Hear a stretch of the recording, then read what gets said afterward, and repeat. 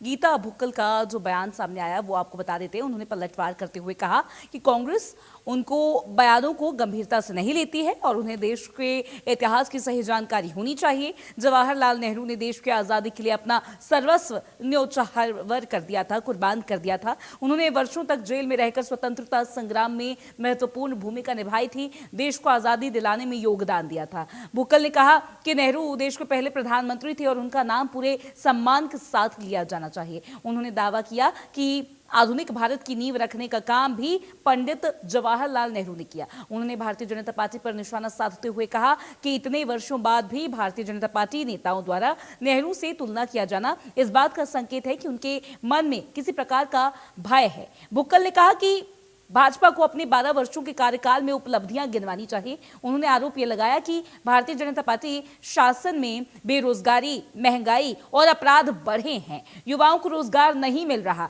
किसान अपनी मांगों को लेकर लगातार आंदोलन पे अड़ा है, विभिन्न भर्ती परीक्षाओं में पेपर लीक के मामले सामने आ रहे हैं। ये कुछ बातें यहां पर कांग्रेस एमएलए गीता भुक्कल ने कही अपने बयानों में।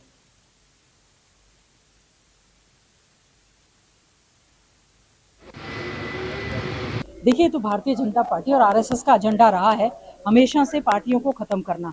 पूर्व में हमारे चलिए बीजेपी के बहुत ही सीनियर नेता हैं लाल कृष्ण आडवाणी जी, आपने एक बार उनको सुना होगा, उन्होंने कहा था कि नेशनल पार्टीज रहनी चाहिए, चाहे आप अगर हमें नहीं वोट दे रहे तो कांग्रेस को दे दो।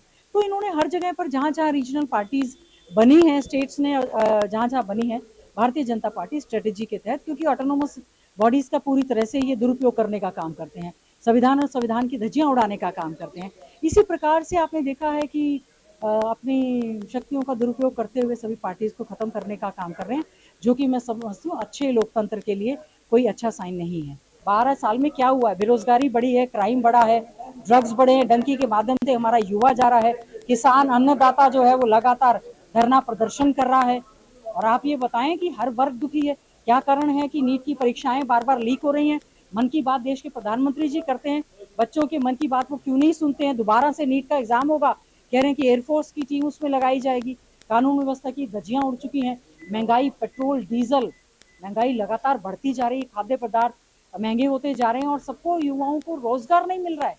बड़ी चिंता का विषय है। उन चीजों पर मंत्री जी अपने विभाग की ओर भी ध्यान दें तो ज्यादा अच्छा होगा। अनिल विज जी क्या कहते हैं, हम उनको बहुत गंभीरता से नहीं लेते।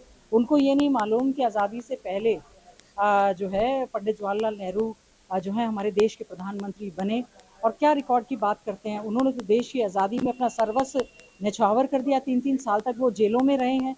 उन्होंने आज़ादी दिलवाने का काम किया है और हमें अपने जो पूर्व प्रधानमंत्री हैं उनको सम्मान से याद करना चाहिए।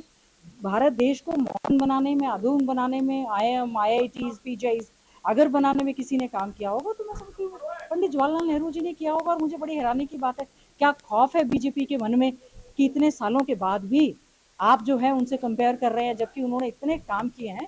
अपने काम गिनवाएं और मैं उम्मीद करती हूँ कि अच्छे ढंग से प्रधानमंत्री जी का, पूर्व प्रधानमंत्री जी का नाम भी लिया जाना चाहिए।